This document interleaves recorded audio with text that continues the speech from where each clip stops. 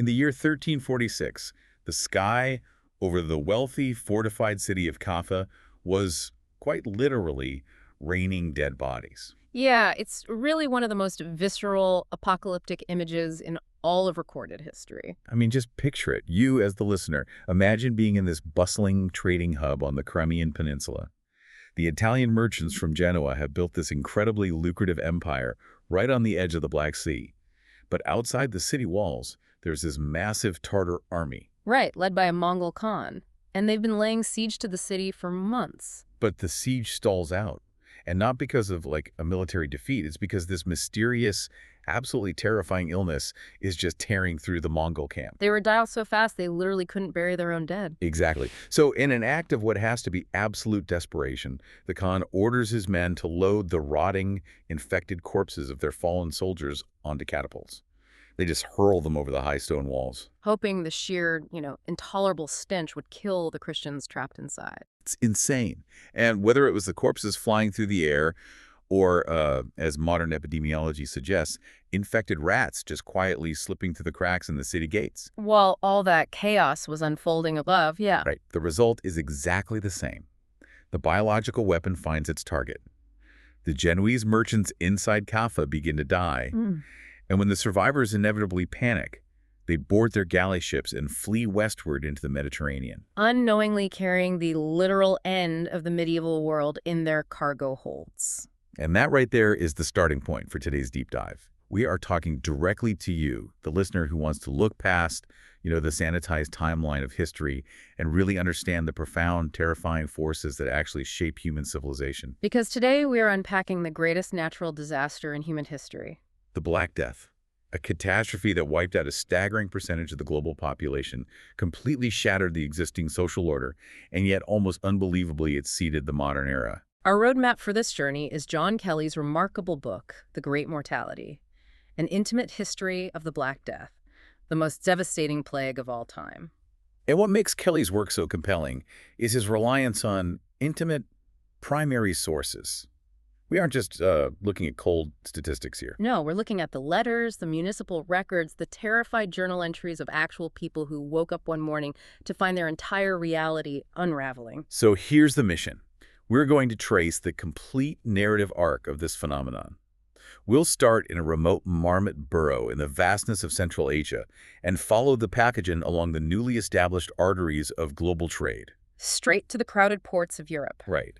And we will break down the horrifying social, psychological, and religious collapse it triggered.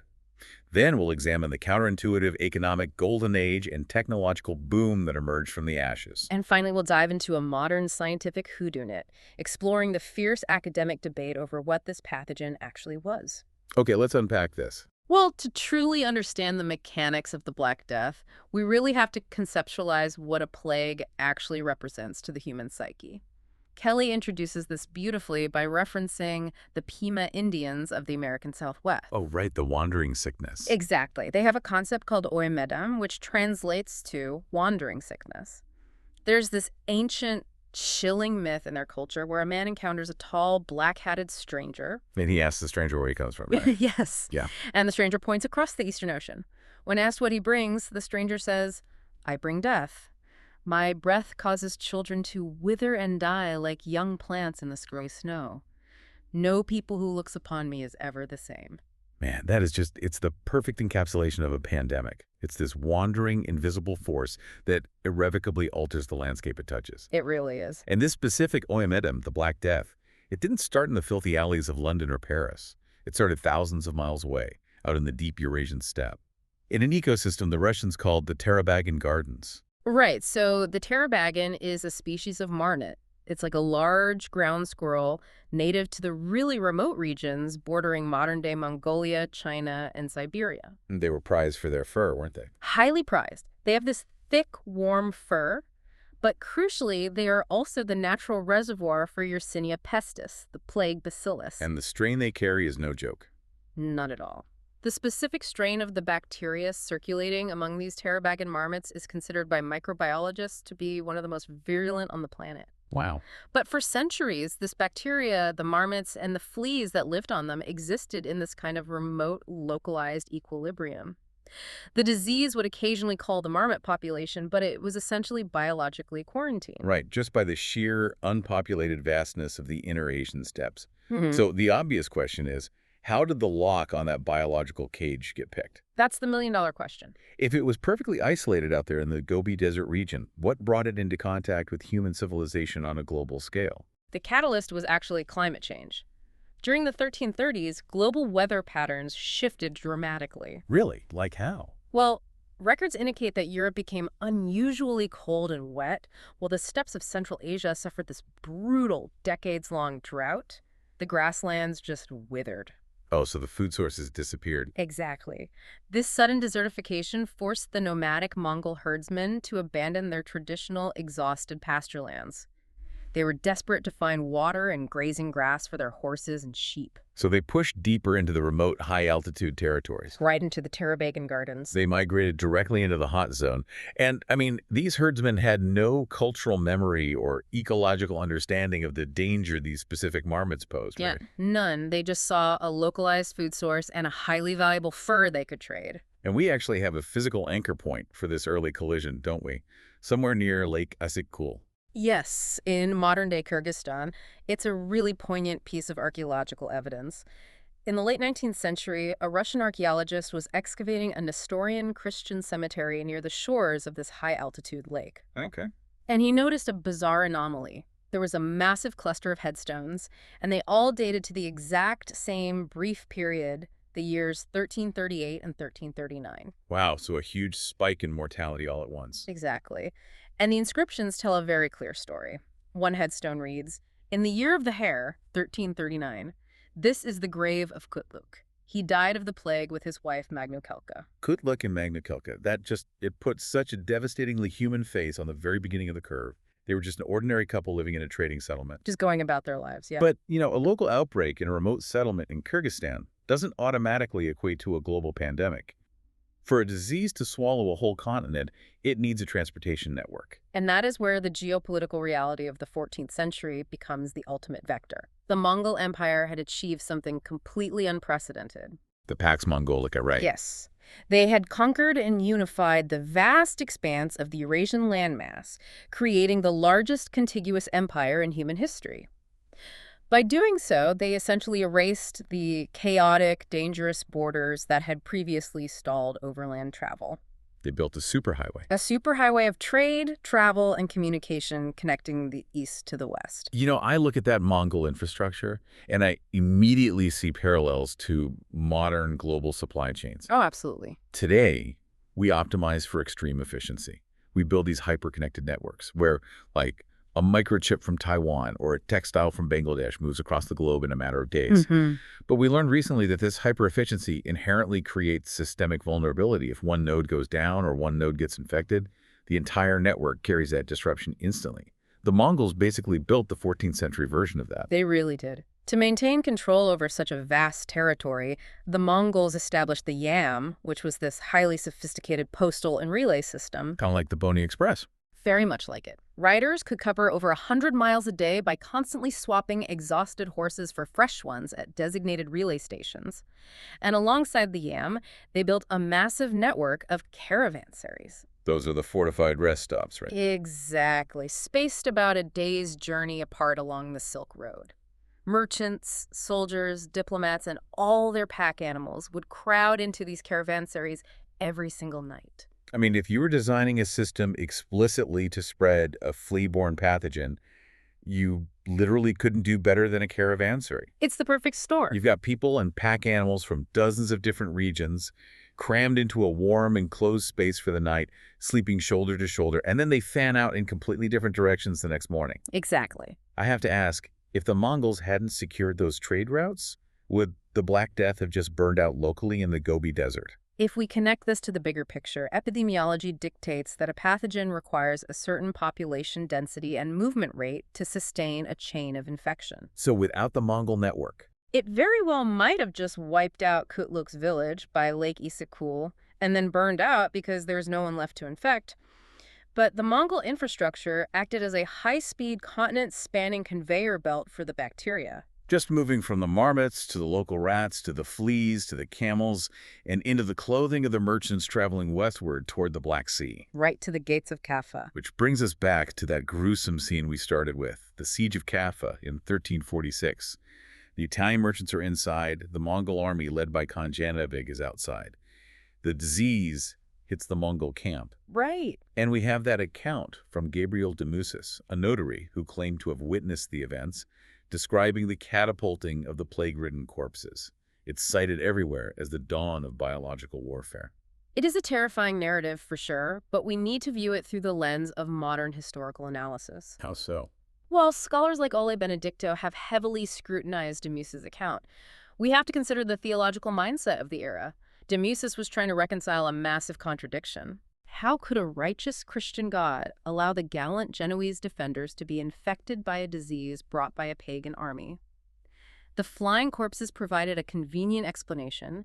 It was a malicious physical act of war, not a divine punishment directed at the Christians. Ah, I see. So it shifted the blame. Right. And while lobbing heads or bodies over walls was a known siege tactic to induce terror, the biological reality of the plague suggests a much more mundane and insidious infiltration. Rats. Precisely. The black rat, Rattus rattus, is an incredibly agile climber and a habitual companion to human settlements. As the Mongol camp outside the walls descended into death and chaos, the rat population in the camp would have also been decimated by the disease. And the surviving rats need food. Right. They are carrying starving infected fleas, and they naturally migrate away from the dying camp to seek out the abundant food stores inside the besieged city. They just scurried through the masonry cracks under the gates and along the mooring lines of the ships in the harbor. Let's drill down into that, because the actual biological mechanism of how this disease transmits is just diabolical. We often talk about the rats, but the rat is really just the vehicle, right? Correct. The real driver of this apocalypse is the vector, the black rat flea, Xenopsila chaopus. And what the bacteria does to this flea is almost like something out of a science fiction horror movie. The mechanics are astonishingly brutal. Yersinia pestis is an incredibly successful pathogen because it literally manipulates its vector. How does it do that? When a flea bites an infected rat and ingests its blood, the plague bacilli enter the flea's digestive tract. Specifically, they congregate in the proventriculus, which is a valve-like structure just before the flea's stomach. Okay, so they gather in this valve. Yes, and the bacteria multiply rapidly, secreting this sticky, protective biofilm. Within days, this bacterial mass completely blocks the valve. So the flea is physically incapable of swallowing. Yeah. It can suck blood, but the blood hits that bacterial wall and can't actually enter the stomach to be digested. Exactly. The flea begins to starve to death. And driven frantic by unquenchable hunger, the flea alters its behavior. It goes crazy. Completely. A normal flea might feed once a day and stay relatively dormant. A blocked, starving flea goes into an absolute feeding frenzy. It bites wildly, jumping from host to host, trying desperately to get a meal. But it can't swallow. Right, because its digestive tract is blocked. Every time it tries to pump blood into its stomach, the pressure causes it to violently regurgitate. It vomits the freshly ingested blood, which is now heavily mixed with the plague bacilli from the blockage, directly back into the open bite wound of the new host.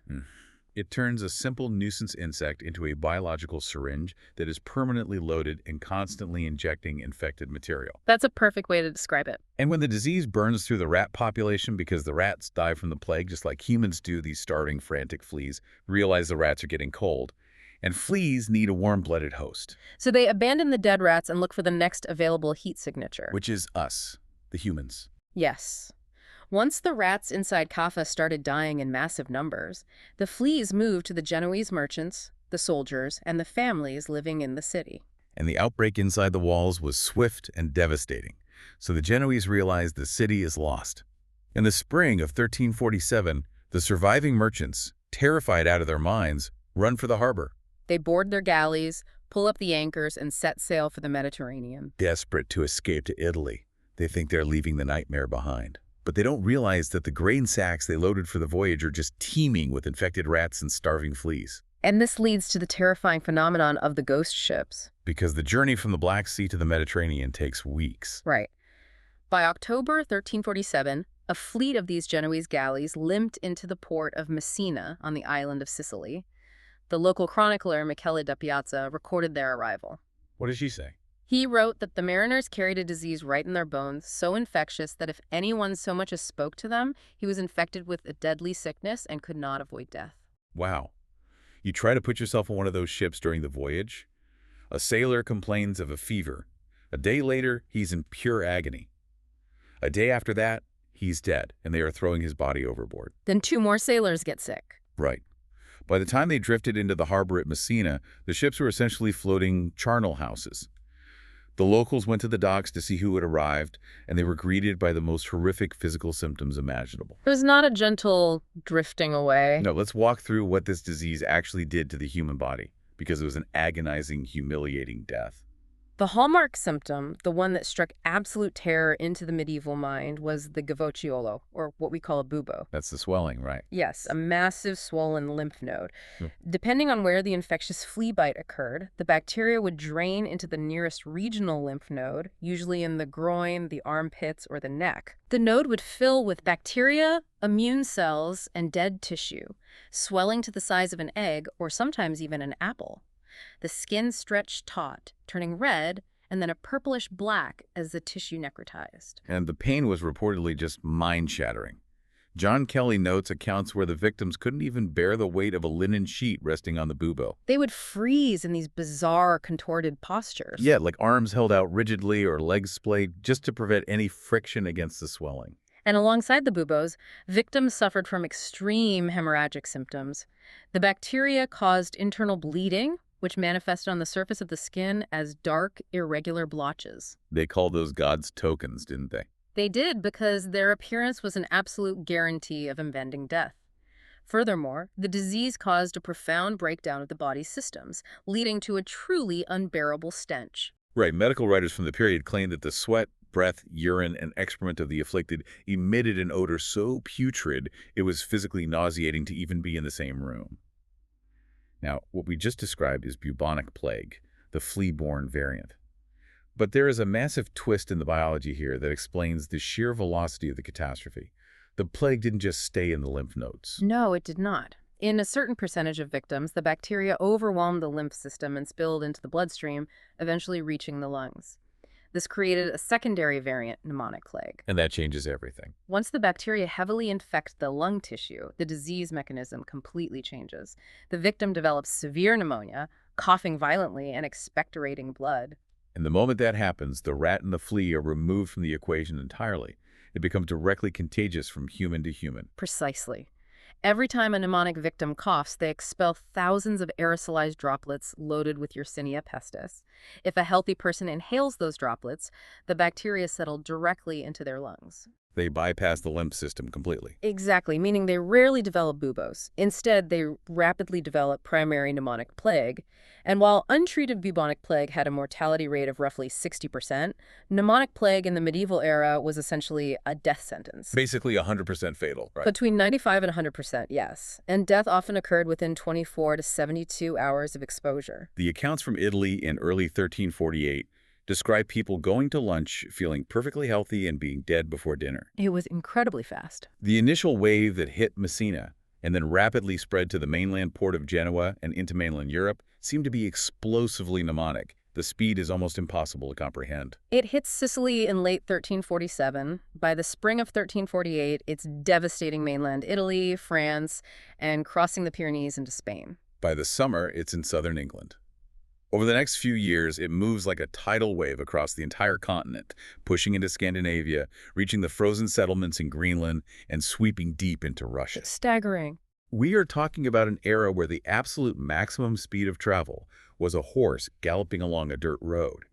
Yet this pathogen swallowed Eurasia in less than 5 years. How? To understand how it moves so fast and killed so comprehensively, we have to look at the anatomy of Europe on the eve of the plague. The continent was uniquely, tragically vulnerable. Right. It's like a dry tinder analogy. It sounds like Europe wasn't just struck by lightning. It was a continent completely covered in dry tinder, waiting for a spark. That's a very accurate way to frame it. Historians refer to the state of Europe in the 1340s as a Malthusian deadlock. Let's define that for the listener because it's crucial. Thomas Malthus was an economist who theorized that population grows exponentially, but food production only grows arithmetically. Right. So eventually the population outstrips the land's ability to feed it, resulting in a catastrophic correction via famine or disease. Exactly. And for the 2 centuries leading up to the 1300s, Europe experienced a prolonged period of warm, stable weather known as the medieval warm period. The population exploded. They were clearing forests, draining swamps. Every available inch of land was put under the plow, but by the early 14th century, they hit a wall. Agricultural technology had stagnated. The soil was exhausted from over-farming. So there were simply too many people living on the absolute margins of subsistence. And then the climate turned against them again. The medieval warm period ended, and what we call the Little Ice Age began. The 1310s, right? The Great Famine. Yes. Between 1315 and 1322, Europe was subjected to an unrelenting series of torrential rains and bitter winters. The harvests failed year after year. The accounts are horrific: people eating seed grain out of desperation, chewing on tree bark. There are even reports of cannibalism. It's absolute desperation. Somewhere between 10 and 15% of the population starved to death. And even when the weather stabilized, the baseline nutritional intake of the average European was severely compromised. We're talking about a population suffering from chronic, generational malnutrition. They lacked protein, they lacked essential vitamins. Their immune systems were basically running on empty. Add to that the constant geopolitical instability. I mean, this is the era of the 100 Years' War between England and France. Right, mercenary armies pillaging the countryside, burning crops, and displacing thousands of refugees. You have a highly stressed, starving, exhausted population. But I want to push you on this. Is it fair to say the extreme filth of the Middle Ages was the main culprit? Or was the sheer biology of this pathogen unstoppable regardless of hygiene? Well, the biology was incredibly potent, but the living conditions were undeniably an absolute paradise for the black rat and its fleas. How bad was it? The architecture of the medieval peasantry consisted of wattle and daub huts with thatched roofs. And rats loved to nest in thatch. The livestock, pigs, chickens, horses, lived indoors with the humans during the winter. And personal hygiene? Virtually non-existent by modern standards. People wore the same heavy, lice-infested woolen garments for months at a time without washing them. And the cities were even worse, right? The concept of municipal sanitation just didn't exist. People literally emptied their chamber pots out the window onto the dirt streets below. It was unimaginable filth. In Paris, the situation was so foul that King Philip Augustus supposedly once fainted from the stench rising from the streets. You look at the street names in medieval Paris, and they didn't even try to hide it. No, they were very literal. You had streets named Rue Merdier, literally Shit Street or Rue de Pipi. The butchers slaughtered animals in the open squares, leaving the offal and blood to rot in the gutters. It was the perfect frictionless environment for an urban zoonotic disease. The rat-to-human ratio in these walled, claustrophobic cities was immensely high. The rats fed on the garbage in the streets, nested in the roofs, and when the fleas started looking for new hosts, the humans were sleeping inches away. And the tragic irony is that even if they had understood the mechanics of the disease, their medical framework was fundamentally incapable of fighting it. Medieval medicine wasn't based on observation or microbiology. It was bound to the ancient texts of Galen and Hippocrates. The humoral theory. Right. They believed the body was governed by 4 humors: blood, phlegm, yellow bile, and black bile. Health was a state of balance between these humors, and disease was an imbalance. But how did they explain the balance getting disrupted on such a massive scale? The medical authorities of the day blamed miasmas, or corrupt, poisonous air. In October 1348, the King of France asked the medical faculty at the University of Paris, who were supposedly the most prestigious medical minds in Europe, to explain the cause of the plague. And their conclusion? Their official conclusion was that in 1345, there had been a major conjunction of 3 planets, Saturn, Jupiter, and Mars, in the sign of Aquarius. This astrological event supposedly drew poisonous vapors from the Earth and corrupted the atmosphere. And because they believed the enemy was bad air, their countermeasures were entirely focused on air quality. Right. The wealthy retreated to the countryside to seek fresh air. For those trapped in the cities, the advice was to carry aromatic substances to filter the miasma. People walked the streets, holding smelling apples made of amber, musk, camphor, and black pepper right to their noses. They burned huge fires of aromatic woods in the public squares. Yeah. And then there's the really dark, almost pathetic flip side of that logic. Oh, the latrines. Yeah. Some physicians reasoned that if the plague was a powerful, sweet-smelling corruption of the air, the only way to counteract it was to overwhelm the respiratory system with a stronger, fouler odor. Yes, the accounts of people actively seeking out the worst stenches imaginable. You had desperate, terrified citizens deliberately visiting municipal latrines and open cesspools. They would literally crouch over the filth and deeply inhale the noxious fumes of human excrement. Believing that the horrific smell would somehow inoculate them against the invisible poison in the air. It really just breaks your heart. They were doing everything they logically could based on the science they had, but they were fighting a microscopic bacterial war machine with astrology and perfume. And because the medical establishment failed so completely, the psychological pressure on the population began to fracture the very foundations of society. Which brings us into the profound unraveling of the medieval world. To grasp the magnitude of the social collapse, we have to look at the sheer numbers. While medieval record-keeping was obviously inconsistent, modern demographic historians generally agree that between 33 and 60% of the European population perished. Just wrap your head around that. That is roughly 25 million people dead in the span of roughly 4 years. In certain dense urban centers like Florence or Siena or isolated rural regions, the mortality rate soared past 60%. I try to imagine my own neighborhood. Imagine walking down your street and knowing that out of every 10 houses, 6 of them are completely empty. The families inside are dead. It's incomprehensible trauma. The Italian writer Giovanni Boccaccio lived through the outlet in Florence, and his writings in the Decameron provide some of the most haunting eyewitness testimony we have. He describes a terror so absolute that it dissolved the most fundamental human instincts. He wrote that the sheer scale of the contagion caused the laws of nature to warp. He observed that brother abandoned brother, the uncle the nephew, and wives their husbands. But the detail that truly shocked him, right? The one he said was almost unbelievable. Yes, that fathers and mothers refused to tend to their own sick children. Out of pure visceral terror, parents were abandoning their sons and daughters to die alone, treating them as if they were strangers. Here's where it gets really interesting to me, looking at it psychologically. I think about the concept of the solvent of fear. A disease like this doesn't just attack the lymph nodes or the lungs. It attacks the invisible web of trust that holds a civilization together. Do you think the trauma of realizing that institutions and even your own parents couldn't protect you permanently changed the medieval psyche? This raises an important question about agency during a crisis. The trauma was absolutely generational. If you learn that your own brother might abandon you because the fear of death is too great, how do you ever trust anyone again? Exactly. And it wasn't just the family unit that broke down. It was the civic rituals that provide dignity in death. The machinery of society simply ground to a halt. In normal times, a death was marked by tolling church bells, a procession, a priest administering last rites, and a proper burial in consecrated ground. But during the Black Death, the sheer volume of corpses completely overwhelmed the system. In Florence, the authorities actually had to order the church bells to stop ringing. The constant, unending tolling was literally driving the survivors to the brink of madness. They couldn't dig individual graves fast enough. Boccaccio described how they dug massive, deep trenches outside the city walls. They bring out the bodies at night, drop them into the pit, cover them with a thin layer of dirt, and then drop the next day's bodies on top. A Florentine chronicler named Marcione Capo Stefani used a culinary metaphor for it that is as vivid as it is horrifying. The lasagna quote. Yes, he said they layered the bodies in the dirt just as one makes lasagna with layers of pasta and cheese. God, that's grim.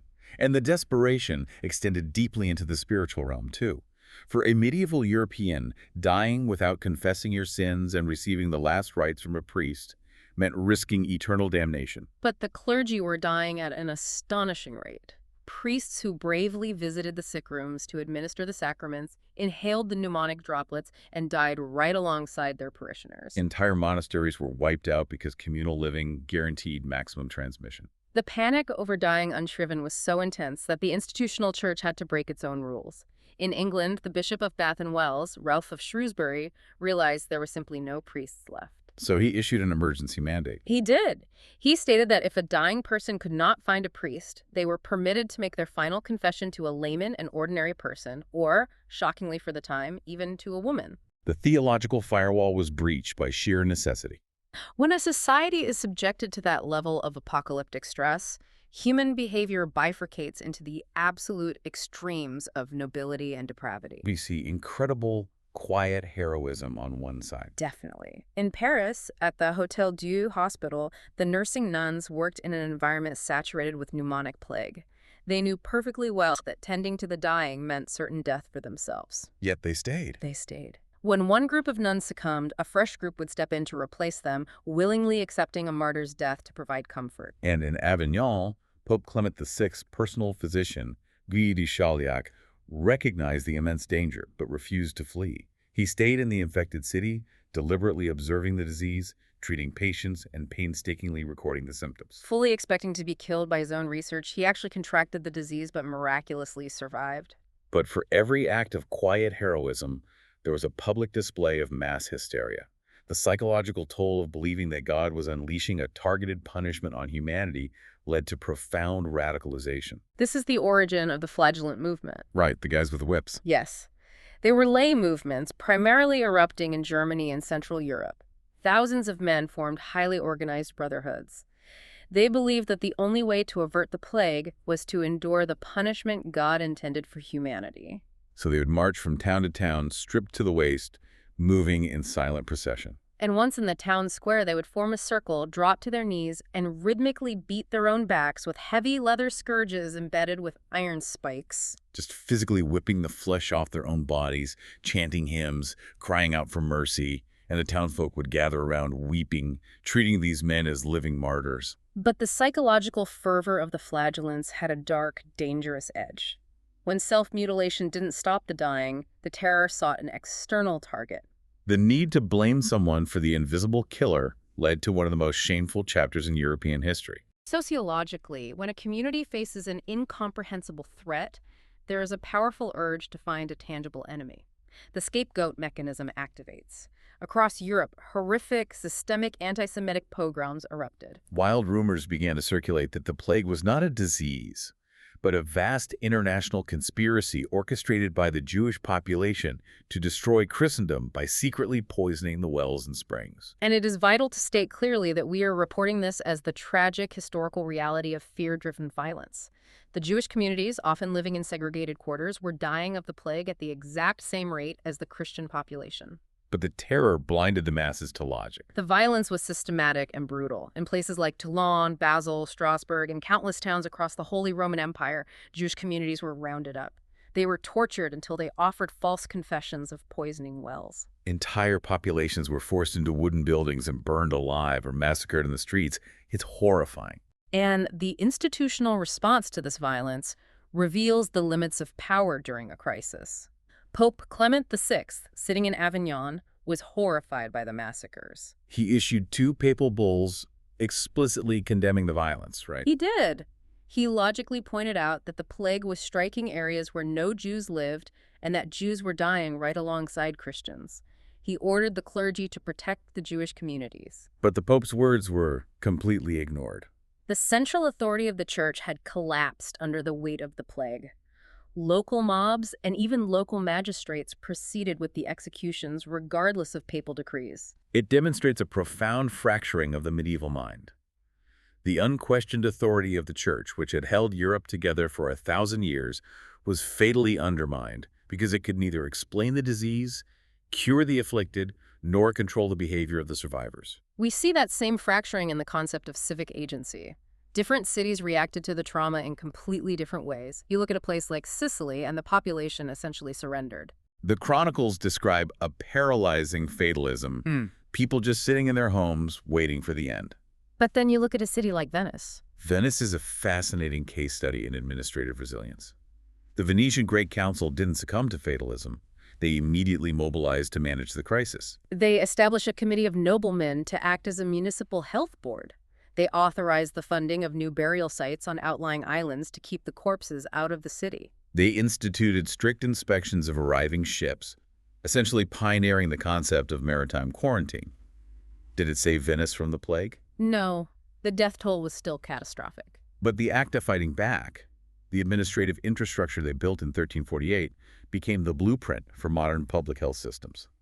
And that resilience is the bridge to the next phase of our story, because eventually the dying slowed down. The initial wave burned itself out. And the survivors who crawl out of the trauma looked around and realized they were standing in a world that had been fundamentally rewritten. The psychological hangover of the plague was complex. The immediate aftermath was marked by a bizarre, almost manic wave of debauchery and gluttony. Kelly details how survivors, realizing they had been spared, suddenly possessed the ultimate luxury, a future. Furthermore, wealth was suddenly concentrated. A single surviving son might inherit the lands and wealth of his parents, his brothers, and his uncles. Matteo Villani, a Florentine chronicler who actually took over the work of his brother who died in the plague, complained bitterly about this. He wrote that instead of turning to piety and reflection, the survivors threw themselves into worldly pleasures. They wore extravagant clothes, threw lavish banquets, and abandoned their work. It was the ultimate macabre lottery, and the survivors were cashing in their tickets. If you survived, you essentially inherited the earth. But beneath that immediate hedonism, the fundamental economic architecture of Europe was shifting underneath their feet. The Black Death violently broke the Malthusian deadlock. Before 1347, Europe had too many people and too little land. Labor was practically worthless because someone was always desperate enough to work for starvation wages. And this power dynamic is what sustained serfdom. Exactly. The system where peasants were tied to the land, heavily taxed, and subservient to the local lord. But suddenly, half the labor force is gone. The crops still need to be harvested. The sheep still need to be sheared. The lords look out over their vast estates and realize they don't have the manpower to run them. The laws of supply and demand violently asserted themselves. Because human labor was now desperately scarce, its value skyrocketed. At the exact same time, because there were millions fewer mouths to feed, the demand for grain plummeted, which meant the price of food collapsed. It was an absolute inversion of the medieval economic order. The standard of living for the surviving peasantry dramatically improved. They could afford meat, better ale, and finer cloth. A peasant who previously worked his entire life on the edge of starvation could now walk up to the lord of the manor and demand double the wages. And if the lord refused, the peasant could simply pack up his tools, walk down the road to the neighboring estate, and find a lord who was desperate enough to meet his price. You can imagine the absolute panic of the landed gentry. The aristocrats were seeing their entire economic foundation evaporate. Their rental income was crashing because land was empty, while their labor costs were surging. And their reaction wasn't to embrace the free market. Their reaction was to use the law to try and force the genie back into the bottle. In England, King Edward III and his parliament, which, remember, was entirely made up of the landowning elite, passed the Ordinance of Laborers in 1349, followed by the Statute of Laborers in 1351. These laws explicitly attempted to freeze wages at pre-plague levels. They made it illegal for a laborer to demand higher pay and illegal for a lord to offer it. They even tried to restrict the movement of peasants so they couldn't travel to find better work. And they didn't just stop at economics. They tried to police the social hierarchy. They passed sumptuary laws. The elites were deeply offended that newly wealthy peasants were buying velvet, wearing silk, or putting silver buckles on their shoes. The laws dictated exactly what type of fabric and what colors a person could wear based on their social class. It was a desperate attempt to maintain the visual distinction between the nobility and the commoners. But legislation cannot overpower fundamental economic gravity. The peasants essentially ignored the wage freezes. The lords, driven by agricultural necessity, quietly paid the higher wages under the table. However, the resentment caused by these oppressive laws simmered for decades, eventually boiling over into massive social upheaval, most notably the Peasants' Revolt of 1381 in England. The peasants marched on London, demanding an end to serfdom entirely. While the revolt was brutally crushed, the message was clear. The psychological submission of the peasantry was gone. Serfdom in Western Europe was effectively dead. And this massive disruption of the labor market also broke down traditional gender barriers. The society was so desperately short on hands that they simply couldn't afford traditional sexism anymore. Right. In the urban centers, the craft guilds, which heavily regulated the production of goods like textiles, leatherwork, and brewing, were historically male-dominated, fiercely protecting their monopolies. But the plague decimated their ranks. To keep the economies functioning, guilds were forced to open their doors to women. Widows inherited their deceased husbands' workshops and ran them successfully. Women became heavily involved in the brewing industry and the weaving trades. It's an incredible story of empowerment born out of absolute necessity. But the most profound legacy of the labor shortage wasn't just social mobility, it was technological innovation. If human labor is the most expensive commodity on the market, the easiest way to cut costs is to replace humans with machines. The Black Death acted as a massive catalyst for labor-saving technology. Before the plague, if a silver mine flooded, you just hired 100 peasants with buckets to bail it out. It was cheap. After the plague, hiring those 100 men would bankrupt the mine. Exactly. So engineers were incentivized to design complex, mechanized water pumps driven by water wheels. One machine could do the work of 100 expensive men. You see it in the shipping industry, too. Shipbuilders started designing new types of vessels, like the caravel, which utilized specific rigging that allowed a much smaller crew to sail a much larger ship. You see it in the military. Lords couldn't afford massive armies of peasant conscripts anymore. A highly paid professional soldier needed to deliver more lethality per dollar, which accelerated the adoption of early firearms and artillery. And perhaps the most transformative technological leap of the era, the printing press, is directly tied to the economics of the post-plague world. Oh, absolutely. Before the mid-1400s, producing a book meant hiring a room full of monks or scribes to painstakingly copy a manuscript by hand over months. It was a slow, expensive process, but labor was cheap enough to justify it. But post-plague, paying a scribe a daily wage for 6 months to copy a Bible became outrageously expensive. There was a massive economic incentive to mechanize writing. And there's a fascinating secondary connection here. Because so many people died, there was an absolute glut of personal belongings left behind. Specifically, linen clothing. Yes, the abundance of cheap, discarded linen rags.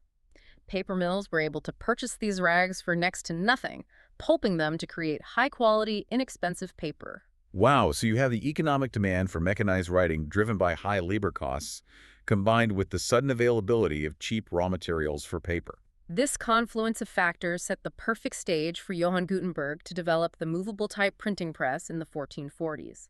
And the spread of the printing press shattered the church's monopoly on information and ignited the Renaissance and the scientific revolution. It is tempting to look at the death of serfdom, the rise of the middle class, and the birth of the printing press, and frame the Black Death as this necessary crucible, a brutal reset button that pushed a stagnant civilization into the modern age.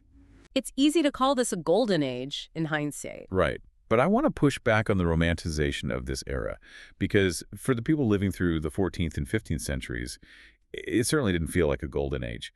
Didn't life expectancy actually plummet for decades afterward due to recurring waves of the disease? It did. It was an age of profound grief and lingering terror. The Black Death of 1347 was merely the first strike. The disease became endemic. It just kept coming back. It returned in localized waves, the Pestis Secunda in the 1360s, which disproportionately killed children who had been born after the first wave and lacked immunity. Epidemics of typhus, dysentery, and plague rolled across Europe every decade or so. Before the plague, average life expectancy was perhaps 35 to 40 years. By the early 1400s, the recurring mortality shocks had driven average life expectancy down significantly, sometimes hovering below 20 years when factoring in the massive infant mortality rate. The survivors were wealthier, they ate better, and they had more freedom, but they lived in a world where death was a constant, unpredictable companion. The socioeconomic transformations are undeniable. The world fundamentally changed. But as we dig deeper into the mechanics of how the Black Death operated, we arrive at the final and perhaps most controversial section of our deep dive. The scientific debate. Right. When modern scientists and epidemiologists analyze the historical accounts we've been discussing, some of them look at the data and come to a shocking conclusion. They argue that the Black Death, the disease that reshaped the world, wasn't the bubonic plague at all. In the afterword of Kelly's book, he details a fierce academic debate that has raged since the 1980s. A vocal minority of scholars, often referred to as the plague deniers, have systematically challenged the Yersinia pestis orthodoxy. Who are we talking about here? This group includes zoologist Graham Twigg, historian Samuel Pacone, and biologists Susan Scott and Christopher Duncan. They look at the epidemiological fingerprints of the medieval outbreak and argue that they simply do not match the biological reality of modern bubonic plague. Let's break down their argument, because on the surface, the discrepancies are incredibly compelling. The crux of their argument relies on comparing the medieval Black Death to the third pandemic. This was a massive, scientifically documented outbreak of bubonic plague that began in China in the mid-19th century and spread to India and parts of the United States. During the third pandemic, scientists like Alexander Yersin actually isolated the bacteria, which is why it's named Yersinia pestis, and proved the rat flea transmission cycle. The deniers argue that when you compare the verified third pandemic to the medieval accounts, they look like two completely different diseases. First, there's the speed of transmission. Right, the 19th century plague moved agonizingly slowly, perhaps 10 to 20 miles a year, because it relied on the migration patterns of the black rat. But as we discussed, the medieval Black Death raced across Europe, sometimes covering miles in a single day, traversing the Alps and crossing open oceans with impossible speed. And the lethality was vastly different. In the 19th century, in India, which had incredibly dense, unsanitary urban centers comparable to medieval Europe, the plague killed perhaps 1 to 3% of the population. The medieval plague killed upwards of 50%. Then there's the issue of the rats themselves. This is a massive point of contention. In modern bubonic plague outbreaks, a human epidemic is always preceded by an epizootic, a massive die-off of the rodent reservoir. In 19th century India, people knew the plague was coming because the streets were literally carpeted with dead rats. Yet when you comb through the thousands of medieval chronicles, municipal records, and medical treatises from the 1340s, there's almost no mention of dead rats preceding the human die-off. If millions of rats were dying in the streets of Florence and London, why didn't Boccaccio or the Paris priests write about it? Furthermore, there's the location of the buboes. Modern clinical data shows that in flea-borne plague, 70 to 80% of buboes appear in the groin because fleas tend to jump onto the lower extremities. But medieval medical texts frequently emphasize buboes on the neck, behind the ears, and in the armpits. Finally, the transmission vector. Bubonic plague requires the flea. It does not spread efficiently from person to person. Yet the medieval accounts are obsessed with direct contagion, the idea that a sick person could infect a healthy person merely by breathing on them or even staring at them. Because of these stark discrepancies, the plague deniers have proposed alternative culprits. Graham Twigg suggested an airborne strain of anthrax. Anthrax, wow. Yes. And Susan Scott and Christopher Duncan argued for a hemorrhagic fever, similar to the Ebola virus, which has an incubation period that matches the speed of the medieval spread and transmits directly between humans. Others posit a disease X, a pathogen that was devastatingly lethal to the medieval genome but has since mutated or gone extinct. So what does this all mean? If you look at it like a cold case detective story, the MO of the killer, the speed, the lack of rats, the contagion factor, doesn't match the known suspect, Yersinia pestis. But the mainstream scientific community, the plague defenders, haven't backed down. And in the late 1990s, they acquired a piece of hard forensic evidence that seems to blow the deniers' theories out of the water. They turned to paleomicrobiology. Yes, a team of French scientists, led by Didier Raoult, excavated a verified medieval plague pit in southern France.